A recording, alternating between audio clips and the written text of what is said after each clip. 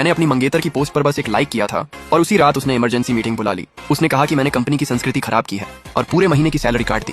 फिर अगले ही पल उसने अपने असिस्टेंट को करोड़ों की लग्जरी कार गिफ्ट कर दी। ऑफिस के सभी लोग मुझे तरस भरी नजरों से देख रहे थे। उन्हें लगा मैं हमेशा की तरह गुस्से में फट पड़ूंगा, लेकिन इस बार मैंने चुपचाप अपनी डेस्क समेटनी शुरू कर दी। मैं उसके सामने गया और अपना इस्तीफा उसके सामने रख दिया। सिर्फ एक लाइक के लिए सैलरी काटना? ठीक है, मैं नौकरी छोड़ता हूँ। मेरी बात पूरी भी नहीं हुई थी कि उसका असिस्टेंट सोंग येचन बीच में बोल पड़ा, भाई इतनी सी बात पर नौकरी छोड़ दोगे? तुम इतने सालों से कंपनी में हो, मैडम ने हमेशा तुम्हारा ख्याल रखा है। अब अगर तुम चले गए तो लोग मैडम के बारे में क्या सोचेंगे? उसे समझाओ ना। सुवानरो कुछ कहने ही वाली थी, लेकिन उसकी बात सुनते ही उसका रवैया बदल गया। उसे समझाने की क्या जरूरत है? उसे जाना है तो जाने दो। मैंने उसका कभी कोई नुकसान नहीं किया। उसने मेरा इस्तीफा उठाया, साइन किया और मेरे चेहरे पर फेंक दिया। सब लोग तमाशा देखने का इंतजार कर रहे थे, लेकिन मैं पहले की तरह नहीं भड़का। मैंने शांत होकर इस्तीफा उठाया। हैंडओवर पूरा करके चला जाऊंगा। हैंडओवर की जरूरत नहीं। तो अभी निकल जाओ और याद रखना, तुम खुद नौकरी छोड़ रहे हो, कोई मुआवजा नहीं मिलेगा।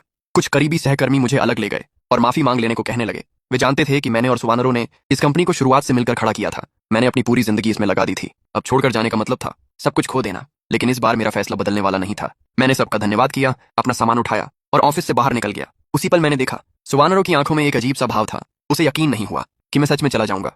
पहले भी सोंग येचन की वजह से हमारे बीच कई बार झगड़े हुए थे। एक बार तो उसने सबके सामने मुझे डांटा था और मेरा पूरे साल का बोनस सोंग येचन को दे दिया था। तब मैंने गुस्से में नौकरी छोड़ने की धमकी दी थी, लेकिन आखिर में वापस लौट आया था। इसलिए उसे लगा कि इस बार भी मैं खुद ही मान जाऊंगा, लेकिन उसे नहीं पता था कि इस बार मैं सच में सब खत्म कर चुका था। ऑफिस से बाहर निकलते ही मेरे फोन पर एक मैसेज आया। मैंने खोला, मेरे दोस्त ने पैसे ट्रांसफर किए थे। आज सुबह जब सुवानरो ने कहा था कि कंपनी मुश्किल में है और मेरी सैलरी काटनी पड़ेगी, तो मुझे उसकी चिंता हुई थी। मैंने तुरंत अपने दोस्त से बात करके 5 लाख का इंतजाम किया था ताकि उसकी मदद कर सकूं। लेकिन फिर मैंने सोंग येचन की पोस्ट देख ली और मुझे सब समझ आ गया। अजीब बात यह थी कि अब मुझे गुस्सा भी नहीं आ रहा था। शायद इसलिए क्योंकि यह सब बहुत बार हो चुका था। सोंग येचन के लिए सुवानरो ने जो कुछ किया था उसे देखकर अब मुझे खुद समझ नहीं आता था कि उसका असली बॉयफ्रेंड आखिर कौन है। मैंने दोस्त को पैसे वापस भेज दिए, उसका शुक्रिया कहा और पार्किंग की तरफ चला गया। वहां मेरी 10 साल पुरानी कार खड़ी थी। उसके बिल्कुल बगल में नई चमचमाती पोर्शे खड़ी थी, जो आज ही सुवानरो ने सोंग येचन को गिफ्ट की थी।